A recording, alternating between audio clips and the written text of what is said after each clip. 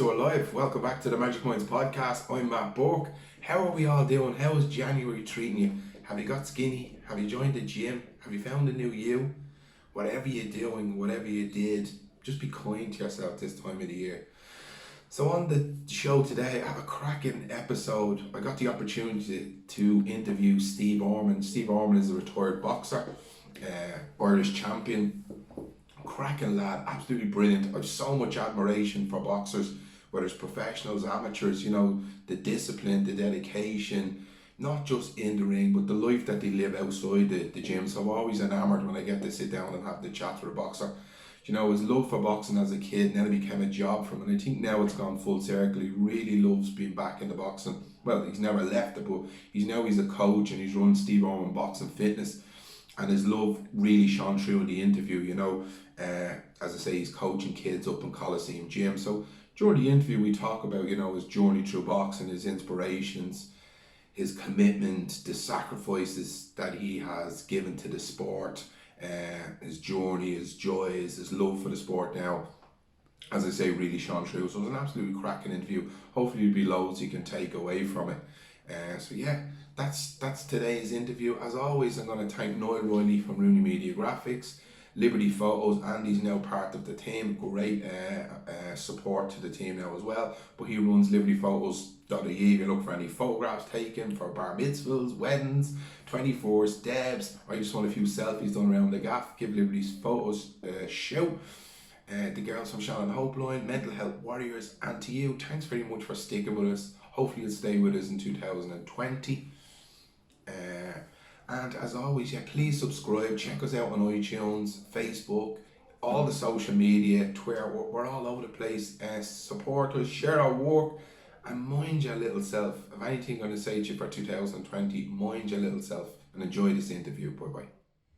Okay, so we're live. Welcome back to the Magic Minds podcast. I'm Matt Burke. On the show today, my special guest, Steve Orman. Steve, what's the crack? There you go, Matt. All good. Guys, I've asked Steve to come on the show today. Steve is a professional boxer, retired now, lightweight. Lightweight. Well, I was lightweight. Them days are gone. Yeah. Thank God. Thank God. You can go back to eating food now, just randomly eat whatever you want. I'm eating food now. I'm still trying, but I'm happy trying. Happy trying. Deadly. Guys, I've asked him on the show today. He's a boxer, former lightweight. I'm just intrigued. Boxing's probably my favourite sport of all time, not just for the stuff that they do in the ring, but the life they live, the sacrifices, the dedication, the mentality. It's just, I believe, it's just fucking magic. And I love football, Steve, but I don't appreciate it probably as much as I do a boxer, the life that they have to live. Yeah, well, there's nowhere, you're a boxer, like you're in there on your own, you know. It's football team, you've got the whole team to look after you, you know. But it's one man to man in boxing as well. At least all sports are good, like, but boxing is very demanding, mentally and physically. Give us an insight. Where did you grow up as a kid? Oh yeah, I grew up in the inner city. My mother's from the East Wall. My father's from East Street, the North Avenue. So I was born and raised in East Wall, and then Sean McDermott Street. I lived in about 12, and then moved to Nadocco. So then I was always in boxing. I think I started boxing about 7. Yeah. Doing St. Mickens gym down in Summerhill. So I kicked off from there. I always had a love for boxing anyway. Yeah. What was the attraction? What drew you to boxing? Was it, you know, looking after yourself in the street, or just it was something that your family did? Yeah, with me it was my father was a boxer, and both sides of my family, McCormick's and your side, so I had both sides. There's always hearing about boxing started with my father and stuff, and my mother's uncle and stuff, so it was always there in me. And it just came hand to hand. Then one day I said to my mother, I want to go down to the gym, and she brought me down to the gym, and I loved it. Yeah, it's unreal though for kids, isn't it? The discipline that it instills in people, you know, the commitment. I've coached. I've done a little bit of coaching, soccer, GAA. I've done a bit of strength and conditioning with a boxer called Rialto a few years ago, and I've never enjoyed coaching as much when I coach kids that do boxing. What is it? What is it about them that is just fucking? Yeah. There's something magical about them. They're fucking dedicated as fuck. Yeah, you know, you see, especially now that I'm starting to be a coach now. I get a lot of these kids coming in, super talented, jeez. Yeah. Unbelievable. Like, in this country, like in Ireland, the talent's great for boxing, you know, kids. What is it about that kids in boxing versus other sports? Is I it just just a think different mindset? yeah, I just think it's not for everybody. Right. It's that 1% like people don't matter to do it. That's all that's the way I look back and I say, well, they always play mad. What's he doing? But you know what? What it did for me and being around the bad areas and stuff, it always got me out of trouble. When I fell in trouble, I always took me back out. Yeah. I was no angel, but when I went back in, I pulled back out. Boxing always put me back out. You were no angel, weren't you? No angel. You come across again, Yeah. you'd never do anything wrong. No, I wasn't. I was got myself just not being a kid, getting into trouble. And listen, I always done. But anyway, the boxing always kept me over. You know what I mean? So that was sport in general. Any sport, I think, is great for great for kids to get them out of trouble. You know. Mm.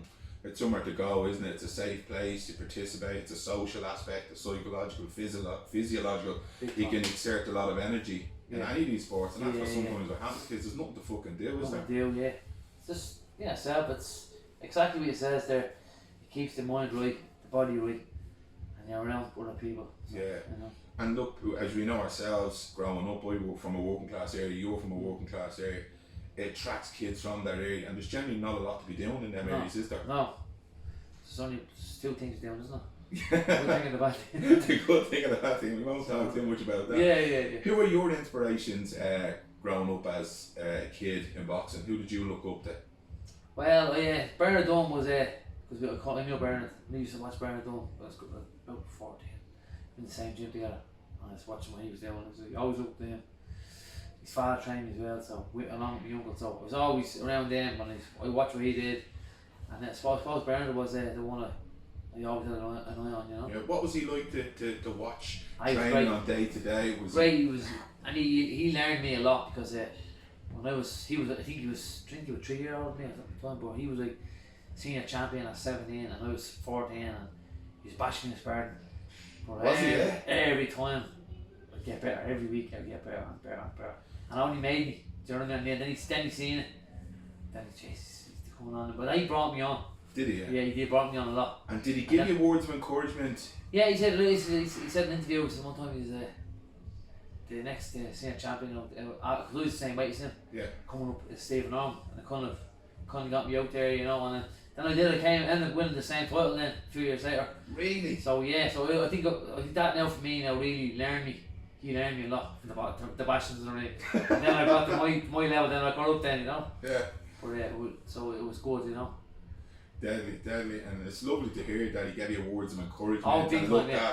at, and it was about putting in the rounds, and the rounds of sparring, I'm sure that gave him a lot of respect for you. Yeah, no, I got respect, you know, and then it just grew then, you know. Yeah. The love of boxing was always there.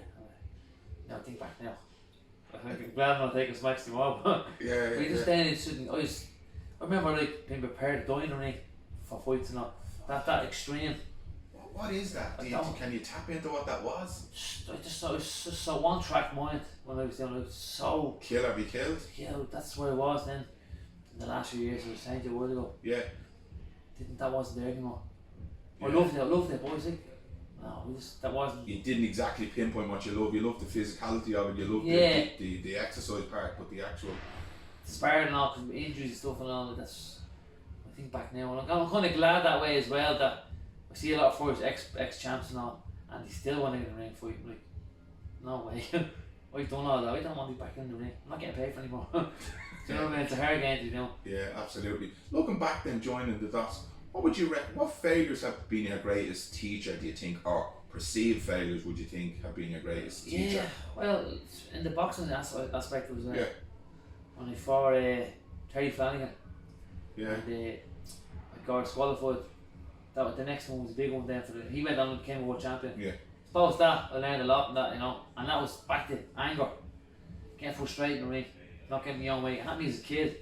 Same thing happened to me in the ring. I got frustrated in the ring, took my glove off, get the fella a dig, right? Got banned in the gym because he was getting the better of me, right? And then Terry Flanagan fight, he was holding me, same thing, came and smacked my head, let me hit. That's old skill error. I shouldn't have done, but that was the biggest failure, I suppose. in boxing terms. Yeah. Then I recoup from that, you know. Yeah, it's look, it's back to we go back to primal, don't we? When we like, I was only talking to someone in the car yesterday, come back from the holotropic stuff we were talking about a minute ago, and you could do all the learning, go to therapy, do all your work, but if somebody just get you at a primal level, you forget all your fucking training, you forget your discipline, you're like fuck you, and boom, street code, isn't it? So that's what he said, and after that as well I said, I get a lot of kids on saying that they're angry, they want to be in this, that doesn't work, because you want to be in there with a smile on your face. Well, actually, after that fight I learned that enjoy the moment, take it all in, and smile, and you're more relaxed and ring. Let him be the bull, don't be the bull anymore, you know what I mean? Be the man. Fucking brilliant. So that kind of opened my mind to that. I learned a lesson from that, so I'm trying to tell other kids that as well now, that you want to enjoy it. Like, you see Manny Pacquiao going to the ring, and he's smiling his face, and he's waving at people. But actually, it's true. It makes you relax more. Oh yeah, you're telling your brain that everything's gonna be all right. Instead of being tense up, and then every time I had a bad performance, and we were so tense, I wanted to kill. That wasn't me. So in there, that's not gonna happen anymore.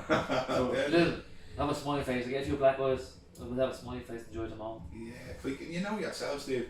When you have a fucking cloudy mind, you can't see clearly. No. You're not gonna perform at your optimal level. Do you know when you're stressed the fuck? Like even in an argument with someone, you can never get your point across. If you're up the hideout and you're fucking stressed the fuck. So then if you transfer that to a ring, I'm sure you know more than I would. You'd find it hard to perform, follow your emotions your is a plan. big thing about Yeah. You have to control emotions. And I learned the hard way. You have to control it. That's definitely. I like that in life. Emotions, you know. 100%. I think these skills are transferable to any That's the kind of boxing. business. Yeah. What boxing does now is makes it transfers over for emotions and control them. You know yourself. But 100%. What's your proudest moment in boxing? I think my proudest moment was when I won my first senior title. Yeah. Because my father won the same one. Well, they won the lightweight boy. The first one was featherweight, but it was the same. They always heard me with my father winning, and I was always, you know, we have to do that as well. I have to win. I'll never hit the end of it without winning. So, well, me, bragging right to the gap. biggest. I think most boxers. You ask most boxers in Ireland, it's a senior title. It's like the amateur boxing is the main thing. The stadium, the world famous stadium, and to win it in front of everyone, all their family, and it's really that was the most proudest moment. Deadly. Big time, you know. The stadium is Ireland's Mecca at the boxing, Isn't it? Yeah, I've been up there watching a couple of the amateurs. I love going up and watching amateurs and Some great kids coming through. yeah, Girls and boys. yeah, Oh, I never noticed the lecture like teaching. yeah. Did you not know? No, 'Cause I you're never- obviously one track. Why was a one track mind? I didn't have any thought I'd be a coach. I was so one track mind that I never seen the opportunities after boxing. Yeah, yeah, So I yeah. just think, oh no, I got a job. That's a good thing as well. We've been the first gym and the last now. We're so extreme. The Yeah. dedication, you know what I mean? Yeah. I didn't see anything outside it. Yeah. Now I sit back and go, you know what? There's way more opportunity out there now. Would it be? I'm picking up from you. Are you enjoying it being involved in the boxing world now a little bit more? You know what?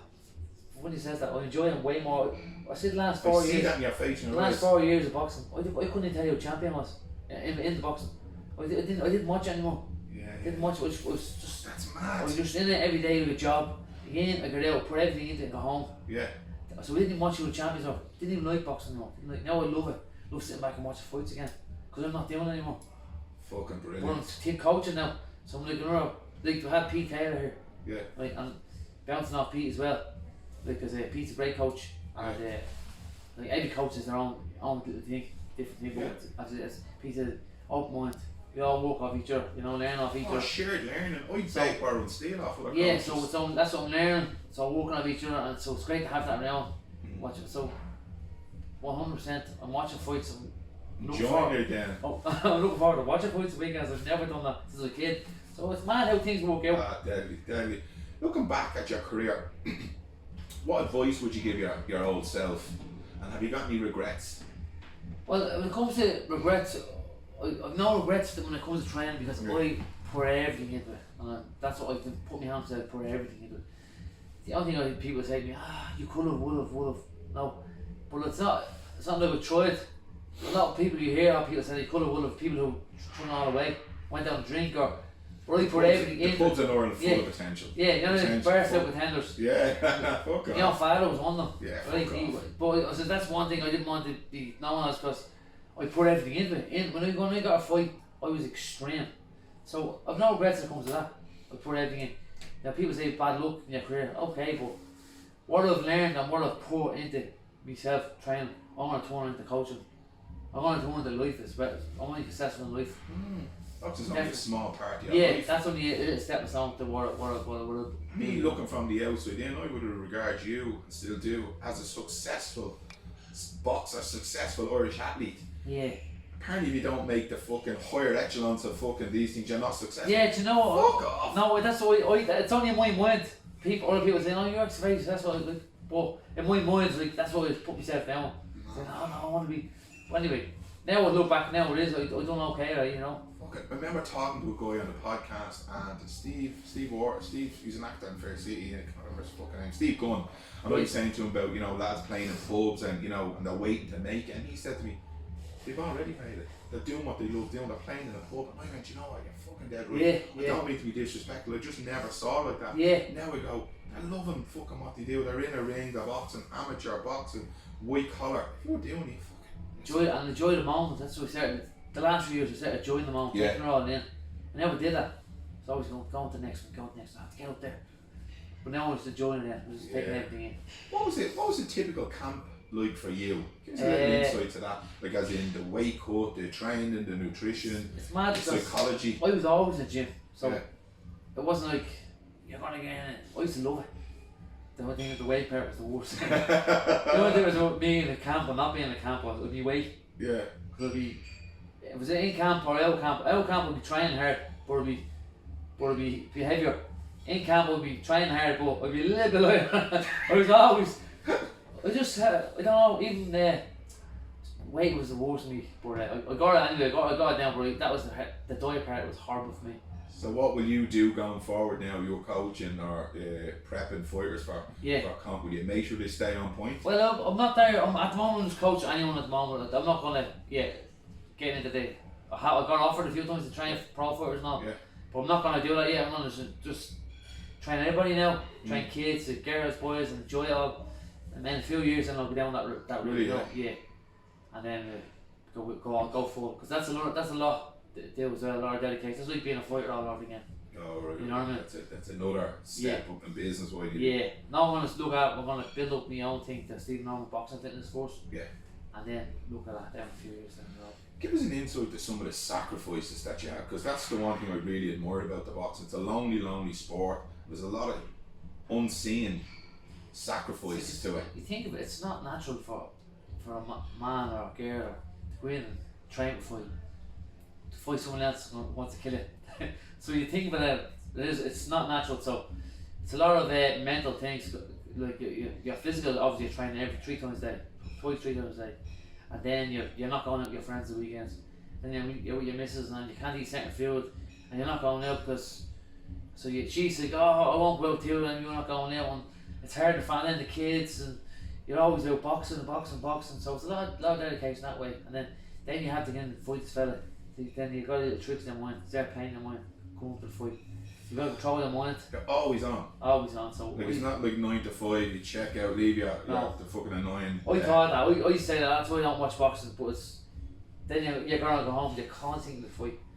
You're going over your head. Every spoonful of food is in your mind. Yeah. Oh, we eat Diet, this, the missus, the kids, the life, your family onto your friends, the media. To be honest, You can't get away. my life is only getting good. Like it was always good, but it's only really getting good now that even at home with the missus now, since I retired, it's starting to be more relaxed. And I'm still training in the gym a lot now, busy, but I'm not worried about the way, no pressure anymore. I might have to watch boxing. She's well, I'm not getting moody over my diet and stuff, you know. Yeah. So look, my life. I'm only starting to live my life now. Actually, you know. It's fucking mad, isn't it? It's But look, your poison has become your potion. I wouldn't say your poison, but the difficult period has brought you to this. Yeah. And you should absolutely reap the rewards of your success. You know. As I said, because I worked so hard when I did it. I was the first in the gym and I was last now, and it went extreme. So I want to put that kind of hard work into something else in life, you know. Yeah. What's the best piece of advice you've ever been given by a coach or a mentor that really has served you?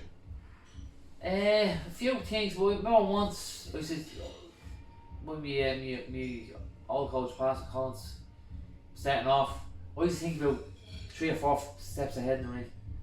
the next round. We used to overthink things, and the most simplest thing was just take one punch at a time.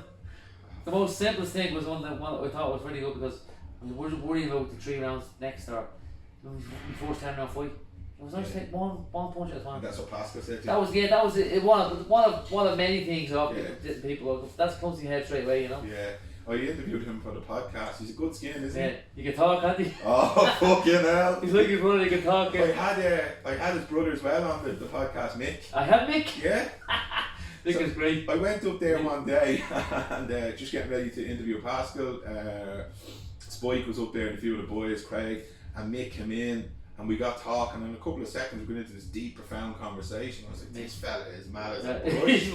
He's got some stories, but all true. He's fucking brilliant, isn't he? Brilliant. Mick, I like very fond of Mick. Yeah, so he came out to me after we done the interview. He's some stories. Yeah, we stay in contact with Tex. He's fucking good skin. He Good rings me now and again. Yeah, they're a good family now. But he was a good coach to you. Yeah, past. Yeah, because what happened was, I went to America first. Started off my career here, 1 or 2 fights. I didn't sign with anyone. So I went to America then, because I always wanted to go to America because I couldn't have that style. And then Joey Gamache over there was a great coach, and then who else was he with? He was the main coach over there. And then Pete Broski was another good coach. So Conor kind of good friends with them. Yeah. And then I came back here to Ireland, and I was like, who can replicate off that kind of style? Then met Pascal, and I was like, we just gelled straight away. So Conor found Pascal at the time to be kind of like American stuff. What I liked him as a boxer actually. I watched him a couple of times. I used to like him as a boxer. Right. Yeah, he's and then obviously he's done well. That's to say, he's better coach now than it said because he learned his own mistakes. Yeah. That's what he always says to me. So I know he's a good coach, you know. Yeah. What do you think are the main ingredients for having a successful career in boxing? I think, as we just talked a minute ago, you can transfer that to any skill in life. What do you think the main ingredients for sustaining and achieving success? Mental. It's your head.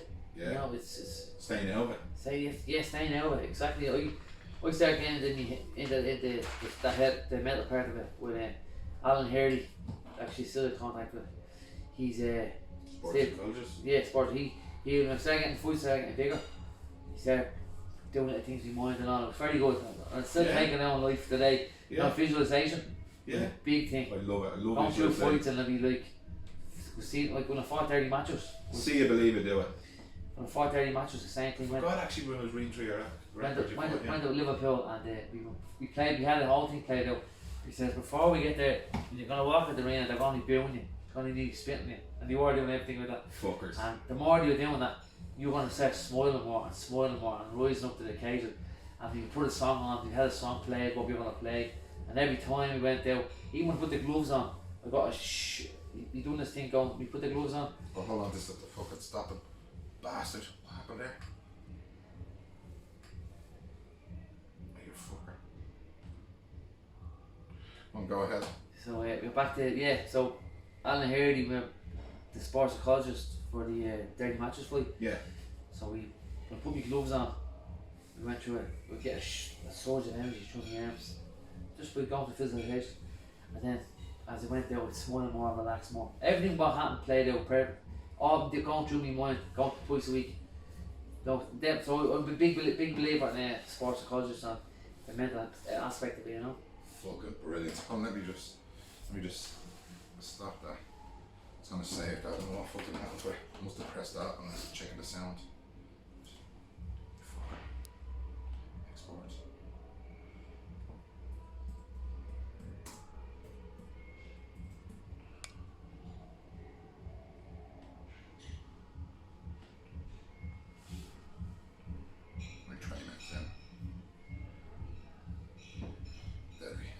Yeah, it's fucking mad, isn't it? And what you had gone back then to say that fucking smiling and fucking. And I tell all the we've got a few kids. We've got one kid who reminds himself.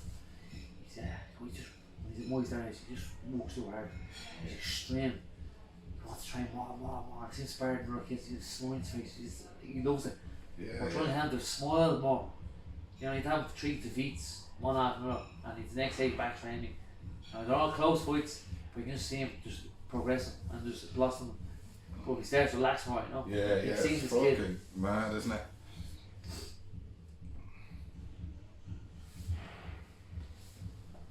So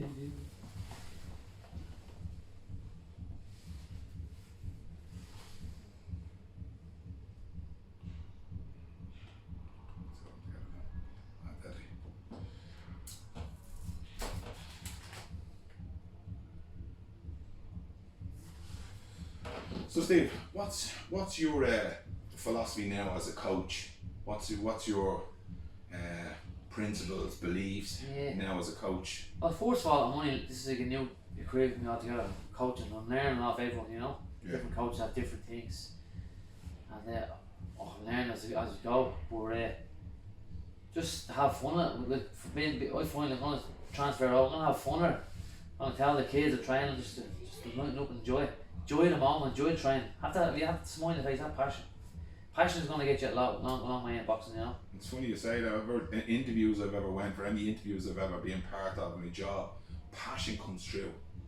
You know, and it'll drag you over the line again. It's a transferable skill, isn't it? It's like I wake up in the morning and I'm based in the Coliseum gym here. A friend owns it and his gym is great, you know what I mean? So I'm Greatest gym in the world, by the way. I'm only down the road, so the walk is down. So I wake up in the morning. I might go. I have to do it since I'm a kid. Since going to school, I have to go on a jog. For it happens today, I gotta go next to us. Just give me your mental health right. And you listen on, like, what's wrong with you? Because I don't understand. I need to do this. So I come here then, and then I train someone, and I get a walk in. So it's a perfect job for me because I'm around. I'm always exercising, keeping the head right, and then training with people. So it just comes hand in hand. You know? Yeah, it's fucking fantastic. Who's your favourite all-time coach or present or past? Who what is it about them that you liked? Well, I don't know. I suppose you look at Freddie Roach. He's a great coach, but he's attacking coach. Everyone has their own little thing. Then you have who else we got? Coach Lamato. He was great. He was attacking coach. There's all different styles, you know. I don't know. I suppose so many different ones out there. I don't know really. I'm only new to it, but I suppose the best known would be Freddie Roach. Yeah. You know? So if you could pick pieces of coaches, like on FIFA, like soccer, what would make a perfect coach for you, or what do you think is the ideal coach? Well, the main thing is you got to gel with your fighter. Yeah. The coach could be like basic, but if the fighter goes on with the coach, that's half of the battle. Yeah, that's the main thing. It's the bond. You really need a bond because at the end of the day, he's there. You're in the ring, but he's in the corner, and he's got your back. And you're trusting all your trust into him to keep you safe in it. So it's more so about the bond than it's about how much you know. Yeah. Like you say, listen, do this, do that, and you don't know we're going to each other. It's going to be nothing. Yeah. But you have to have like the bonds for the love for fighter and the coach. That's going to take you a long way, you know. So I think more so, no matter what coach, I think it's a bond. You know, you're going to gel with each other. It's the main thing in boxing. Yeah, they can have all the technical ability in the world and knowledge or experience, but if you don't get on, you're fucking kind of whole. If fighter has a good bond with his coach, he'll do anything. He gets held. He'll do it. You think they're God. Yeah. Just to do, because they do right, you know what I mean? Yeah. Because you know they've got trust in them to look after them. So definitely the bond. And then it's as you said earlier, and we talked about that. It's the fucking it's the mental thing again, isn't it? And you'll do and I think that's when we're going back to my question about coaching kids. Like they fucking if they believe in a coach, they fucking do anything. Won't they really? Because that's the coach is there to be like a father figure, isn't it? And sometimes it can be when you're when you're a coach, you provide that fucking thing that someone hadn't got in their life. That's what I remember. Like as a kid going in the flats, same thing. All my friends, 90% of them now are dead or on drugs from then. But there's 2 or 3 of us we went to the boxing, and I always got me out of trouble. And the same year, my cousin, my uncle Kevin McCormick at the time, he was the coach. I looked up to him. He got me out of that trouble. You know what I mean? He got in the middle, in the heart of it, but he was always there to keep me, to put me away and everything else. Remember everyone was smoking at that time, the kids. I mean, I'm not smoking. It's horrible. But it was always, even though it was around all, but it was always going away to the boxing. Always one track mind of boxing. So it always got me out of trouble. That way, and look up the coaches. They're like unsung heroes of the community, these lads that run these clubs, don't they? That's right, yeah. It does a lot for kids. And not only boxing, all sports. Yeah. Even them new clubs and stuff, they do a lot for kids around the area. No. Yeah, like I believe they're unsung heroes of the community. You know, they 100%. provide a place of solace. They provide a place of fucking mind of people. I know they're probably hard clubs, hard men. But there's so many things with it, but you see it everywhere. It keeps kids alive. Keeps It them alive. it could be the fucking decision between staying alive and dying for kids. You know what I mean? 100%, yeah. Yeah, it's absolutely fantastic. Do you think that coaches get the credit they deserve? You know, I know there's a lot of boxers and fighters, but do you think that they get enough credit for the work that they do? No, we only see the 1% out there, the free roaches and all these people. But there's a lot of coaches out there, no, like, don't get any credit at all. Small fighters, you know, the small club shows and stuff. And the impact that they have on a fighter, on his career, they don't really get the credit, do they? No. If that happens, the fighter, they blame the coaches, you know what I mean? But when he wins, it's all the fighters. Yeah, it's all, you know what I mean? So, like, the 100%, yeah, so you don't get enough credit and you get a lot of slack as well. Yeah. Look, I mean, we were just talking about Pete Taylor. You were saying he's a good coach. He's here at Coliseum. Like, did he get the credit he deserved for the work that he did with Katie Taylor and the other was it Andrew Nolan that made it to the Olympics? No, did he get the credit for I that? don't know, because he's fantastic. I'm only into coaching and I'm looking at Pete, and even before the tour, I watched Pete when he did dedication and he really plans things out. So I'm learning off Pete. Like, I've got my own way from boxing. Yeah. But Pete I'm learning off Pete a lot of great things, and he shares knowledge. And he's good that way, you know. He's open-minded. I like that. But I watch what he does, and he put me head up lazy coaching out there, and not like other coaches. Yeah. So kind of had me hand. I looked at it and go, jeez, you know. And I watch what he does. He goes, geez, right, like you have to plan everything out. You have to be more specific and stuff. So It's attention to detail, isn't it? and he's detailed everything. And I Is he, look, yeah? and I look at it and goes, very good, very disciplined, very good what he does, very clever. Yeah. You know, and I learn a lot of things out. Even like it's great to have him in here to bounce off him Yeah. for little things. Yeah. Like little drills that we get him for the kids on. It's very good. You know, And that's why, like, he really shines, it comes to light when I think of coaches that didn't get success. A lot of people give Katie off fair dues. But look, Obviously, the greatest athlete around ever produced. look at him now with Luke Caleb. Yeah. You know what I mean? On the Yeah, rise of yeah. the world, but like, and the lads, and all the lads in the north coming down training. Like, you want he has a plan out. 20 pros now. He's got to prioritise a plan out for different fighters, and he's a man for the job because he's got a great plan. He plan it all out, different hours and all, so schedules and all for the fighters. Fuck. Like, it's a lot of work. He lives and breathes it. It's the attention to detail, Yeah, isn't it? and really is. That's the thing I've learned off him. It's great to have him here to learn off about prioritising stuff and planning things out. It's interesting how you say that coaches, you know, they don't get the praise when they win, but when they get beaten, they get slaughtered. Yeah. And I think Rob McCracken, Anthony Joshua's coach, Yeah. he was getting fucking slaughtered over the last fight against Yaman Ruiz. Yeah. It's mad, isn't it? They're all, even now he beat Ruiz there on the saying about the way he boxed and all. That just brings back this memory to me. I fought a fella Fortinat, and he's actually smoking for the free. Right? And I came in real muscly. The man was like a puncher, and he goes, "I take the fight." He goes, "Of course, take the fight." Then you tip of the opponent, you know, from Hungary or something. I think it was. Yeah.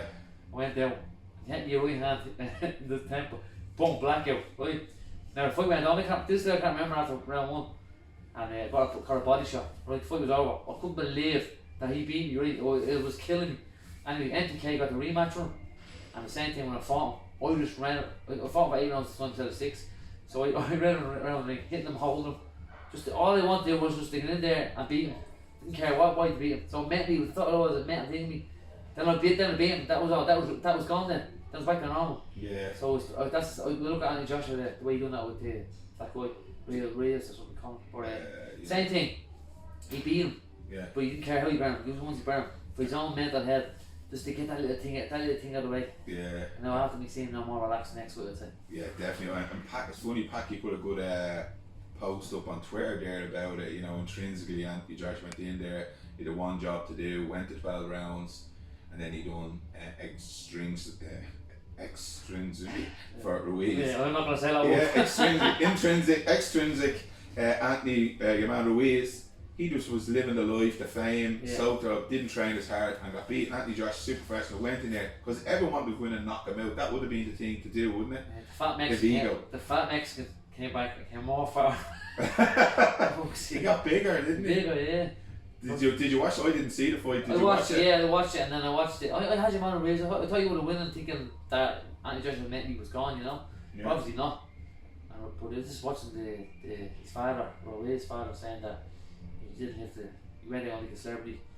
He wasn't training with his coach. He was doing his own run. He was hanging around with all the parties, all the celebrities. Was he? Yeah. So there you go, typical. Living the life, yeah. So it's delighted to see that he come back and better, you know. Why do you think he didn't get beaten? Why he didn't win the last, and what's your thoughts on that? I think there's a lot of factors. I just think overestimated the man. Underestimated the man, and then thought he would have a handy one. Then I don't know. Mentally, when he got caught, he wasn't there. We don't know when he seen him. I thought he wouldn't have come back with that. Yeah. He looked around the ring. He was. You know where he was. Gone, wasn't he? Then I think that maybe it was a big relief for him to get beaten. All the pressure. You know what I mean? Yeah, definitely. Then again, now with all the pressure on that fight as well. So I don't know. It's one of those things, you know. It was an absolute fucking. Some money, isn't it? 100 million or something. It's unreal. It's all fucking money, you know what I mean? And They're the 1%. I think Pete Taylor talks about that. I listened to an interview with Paddy Barnes, and he's saying like it's only 1% that make it. She likes soccer, like a lot of them. 1%, yeah. You know, you go across the war, it's very little make it. Yeah. And they put so much dedication in, and only a small percentage, and you're not told that. No, you're not. You're just fighting that dream. Just your own little dream. No one can say it, just you know. Yeah, it's back to visualization. Visualization, get told it. And with me as well, what was in my career, even at the end, it was stubbornness in me. I don't know. I'm not giving. I won't give up. I'm gonna keep going. I feel great, and I still feel great. Yeah. But with my eye, as I was saying, you have an injury in my eye. Yeah. I got I remember 4 years ago getting it, but if you look back now, it was the years of getting taken smacks. I wasn't one I was always good at slipping shots. Yeah. So instead of talking a bit, after all the years of boxing, but I was able to move and absorb shots, but obviously a few got through. And I was always me right eye. So then one day I got a smack off Terry Flanagan, and he's not really known as a puncher. He was in the 9th round or 10th round. It was like a jab into the eye. And then I looked around and I seen double vision straight away. And then it didn't go away. And I just went to hospital and never gave enough time to heal. Then they told me I had a forward nerve palsy. So I'm still going back and forward over that, so I'm waiting to get an operation that's now.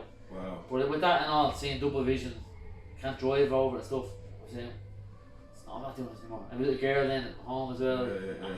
It's more to life, you know what I mean? Absolutely. What kind of injuries have you had other than that? You got a list of them? No, well, I never broke anybody. Probably my nose because it looks a bit bent. Yeah. But other than that, no, we've never had injuries. It's my eye, I suppose. It's the only one. It's the only one. So you've been lucky in that sense. Yeah. I know fighters. I've been boxing since I was 7 or 8 years of age. Yeah. And 36 now. Only finished 6 months ago. I know fighters only for 3 or 4 years. You can't even talk anymore. So I'm grateful to be out of it. Yeah. That way, do you know what I mean? That I'm able to put a sentence together. Do you know what I mean? I didn't even box and I struggled sometimes with that shit. Because so do I, but like, so that part, that I'm so grateful that helped us there, you know, set me us. We see double of everything, but other than that, I'm grateful. Deadly. You know? Come here, talk to me about the business that you're doing now, the work you're doing. If people want to work with you, avail of your fucking years of experience in boxing, fitness, because I think, look, you're not into boxing, you're into fitness, you want to get fit, you want a dedication, I'd say go with a fucking That's it, I cater boxer. everyone. See, Steve Norman Boxing Fitness is based on Instagram. Yeah. Brilliant videos, by the way. Yeah, thank you. So it's just, I cater everyone. I train kids, girls, boys, men, women. It's not don't do boxers to come train. It's just fitness. It's a big mental thing. I want to see people getting happy, getting fit. And if you want to go further, then I always go on that. I've got a few kids who some could be boxers, some learn again. And I've seen it in them. I'll say, listen, if they ask me, they tell me this, I want to go further. Then I'll guide them the right way where to go, what gyms to go to. You know. But mostly I'm just doing it for fitness, for anyone just want to get mentally good, feel good. You know, physically. Deadly. Have fun is the main thing with me. Have fun. I see a smile on your face. Yeah, You're happy again. Yeah, no, exactly. Right, quick fire round here. Right, here goes. Who's your favourite past and present boxer? Julio Cesar Chavez, Senior. I loved him. Yeah, why? I love his style. He was a Mexican great. When he fought, he wasn't really skillful, but he was, he's ring craft. He fought in the ring and he just made it look so easy. Real his own stuff. Deadly. Like that, yeah. Who's your present? Who do you like at the moment? Who do I like at the moment? Jesus. Oh, Lomachenko. Fucking, it's like watching poetry, isn't Any it? kid I get, even my own kid, I love the boxer, right, but he's really more into games and he's southpaw. And if he ever says to me, I really want to do this, I want to base him on Lomachenko. I bet all kids should, as in back to another thing as well, don't keep me in one or two kids who are like special, really great talent, right? But you want to box. Throw them deadly, like Lomachenko, even with dancing, football, do all different sports, wrestling. Don't just keep them in one sport, tie them down to one sport. Because he proved the point. Different movements. Movement, patterns, rhythm. Beautiful to watch. Yeah. It's just amazing the way he moves. Yeah, deadly. You're now watching boxing again. Yeah, who's your favourite pundit that talks on boxing? A friend of mine, Alex Arthur, actually is good. Do you like him? Yeah, he's very he's good. Scottish guy, is he? Yeah. I know him well, like, and we back and forth, and yeah, he's got Instagram. a great insight. Yeah, he's like very that. good. Great boxer. I like He's Andy great Lee as well. Andy Lee is brilliant. Yeah. I know Andy Lee's very well. Gentleman. Yeah, fucking he was. Actually, Andy Lee is great as cracking well. boxer. I like him. Yeah. Who's your least favourite? Pundit. Yeah. I don't really know. To be honest, I don't. Paulie Malignaggi is mine. He just irritates me. As Yeah, a boxer, he's he's- deadly and he's But quite knowledgeable. he's great into it as well. Yeah. No, he's very good now. I think now, but no, I don't really know who was not really. Who do you like in boxing, personality wise? Who do you think is good for boxing? Tyson Fury. You like him? Yeah, I like him. He's The a nice Gypsy fella. King. Yeah. Have you met him? Yeah. Yeah, I met him. Yeah, I know him. Yeah, he's a few times met him, but because we were the same NPK, you know. Yeah. Some of the fights like he's that. But yeah, lovely fella, and brilliant. Mary sings to me, does everything. Mad as a brush. Mad as a brush. Great boxer. advocate for all Mental for health. humans. He's just a decent. He seems like a decent Do skin. you know he is decent skin? He's a really nice fella. Yeah. Who's your least favourite personality in boxing? I don't know. I don't really know. I respect it all because it's a hard game. Yeah. So I never even go into bad when I was fighting people say, why is it not bad mouths? I just have respect to everyone because it's a hard game. It I is. didn't want to go down that route. You know, Yeah. but no, I don't really think of no it bothers me now when it Eddie Hearn or Frank Warren. No, I think Eddie Hearn is great. I think he's good for boxing. People give him a lot of stick. Hearn to say.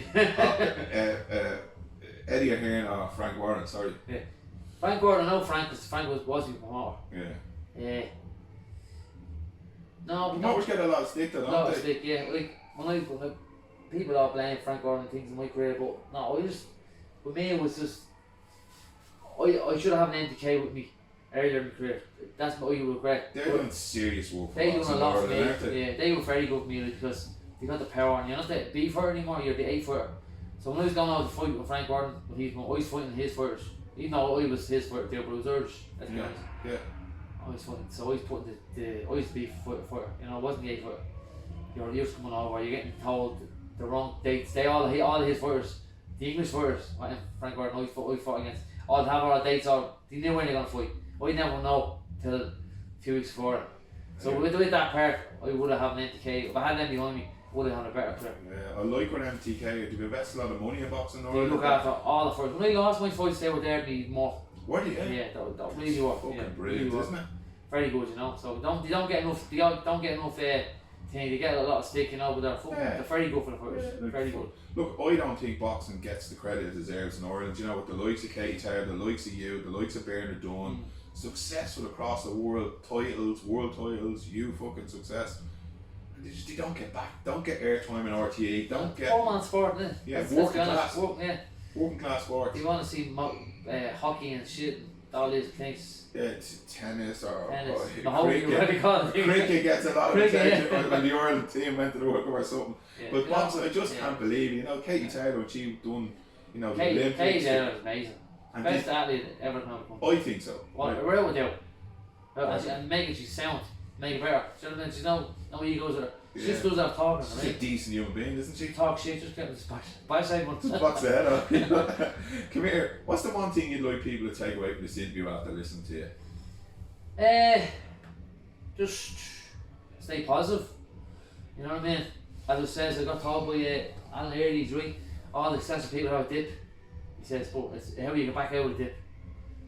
That's how you come to stay successful. So yeah, so anybody gets a dip, back up, shoot back up. Everyone's gonna get a feel down. Too bad. You're gonna pop back up. Yeah. You know. And smile through your Smile gum shield. through your gum shield. The good times, the bad times. Yeah. You know. Steve Orman, you're an absolute fucking legend, bro. I'm delighted to have you on the Thanks very podcast. much for having me on it. Brilliant. So look, I hope people get on to you. I think we'd definitely, I'll definitely avail of your services, get into a bit of fitness. Well, you get a fella on there, spare one. He's got 50 stone. He's already. He's 6'2". Can I do a bit of sparring with him? Yeah, no, but it's hard now. He boxed the head out of me. Thanks a lot, Steve. No, but all the best.